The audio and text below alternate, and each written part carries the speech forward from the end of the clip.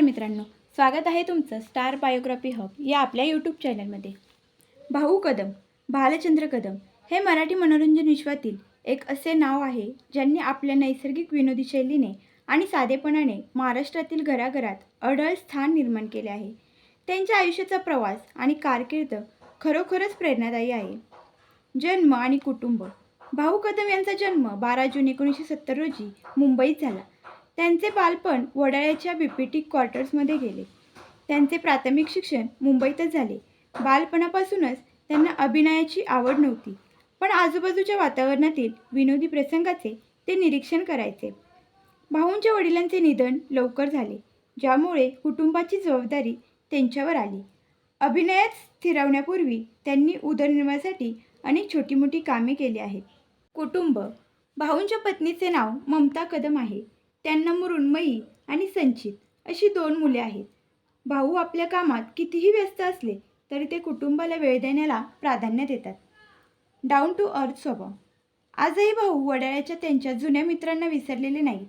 यश मिळाल्यानंतरही त्यांचा स्वभाव बदललेला नाही। अनेक मुलाखतींमध्ये त्यांनी आवर्जून सांगितले आहे की मी आजही स्वतःला एक सामान्य कलाकारच मानतो। छंद। भाऊंना प्रवासाची आवड आहे, परंतु त्यांना घरगुती जेवण आणि शांतता जास्त प्रिय आहे। फू बाय फू ते चला हवा येऊ द्याचा प्रवास। निळू फुले आणि अशोक सराफ यांचा प्रभाव। भाऊंच्या अभिनयावर मराठी चित्रपटसृष्टीतील दिग्गज कलाकार निळू फुले आणि अशोक सराफ यांचा मोठा प्रभाव आहे। त्यांच्या ग्रामीण रंगातील आणि उपरोधिक विनोदाची छटा भाऊंच्या कामात अधूनमधून दिसते। चला हवा येऊ द्यामध्ये कुशल बद्रिके आणि भाऊ कदम यांची जोडी प्रेक्षकांची सर्वात लाडकी आहे। भाऊंना फक्त बघूनच हसू येतं, असं खुद्द त्यांचे सहकार्यही मान्य करतात। नशीबवान चित्रपटाचा प्रभाव। नशीबवान चित्रपटासाठी भाऊंनी खऱ्या साफसफाई कामगारांसोबत वेळ घालवला होता।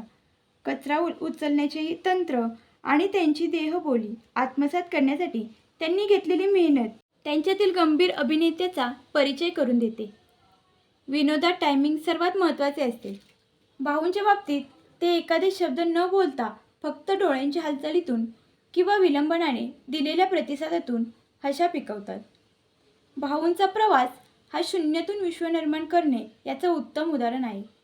सुरुवातीच्या काळात नाटकाच्या दौऱ्यांवर असताना त्यांना अनेकदा रेल्वे स्टेशनवर झोपावे लागले होते। प्रयत्न सोडले नाहीत आणि स्वतःच्या कलेवर विश्वास ठेवला तर यश मिळतेच, हा संदेश त्यांच्या आयुष्यातून आजच्या तरुण पिढीला मिळतो। भाऊ आता केवळ मराठीच नाही तर काही वेब सिरीज आणि जाहिरातींच्या माध्यमातूनही प्रेक्षकांसमोर येत आहेत। त्यांची पांडूसारखी व्यक्तिरेखा ही दादा कोंडके यांच्या शैलीची आठवण करून देणारी ठरली, ज्याने त्यांना नवीन पिढीच्या मुलांमध्येही लोकप्रिय केले। भाऊ कदम यांचे काही गाजलेले चित्रपट। टाइमपास, दगडूचा मित्र, सांगतो ऐका, मिस्टर अँड मिसेस सदाचारी, नशीबवान मुख्य भूमिका, पांडू मुख्य भूमिका। चला हवा येऊ द्या 2024 मध्ये सुरू झालेल्या या कार्यक्रमाने भाऊ कदम यांना सुपरस्टार बनवले। शांताबाई, ज्योतिषी, लहान मुलगा अशा अनेक पात्रांनी प्रेक्षकांना खळवळून हसवले। त्यांचा निरागसपणा आणि समोरच्या कलाकारांनी मारलेल्या पंचवर त्यांनी दिलेल्या रिॲक्शन हे या शोचे मुख्य आकर्षण ठरले। मराठी चित्रपट आणि टेलिव्हिजन क्षेत्रातील मानाचे झी टॉकीज कॉमेडी अवॉर्ड आणि इतर अनेक राज्यस्तरीय पुरस्कारांनी त्यांना सन्मानित करण्यात आले आहे।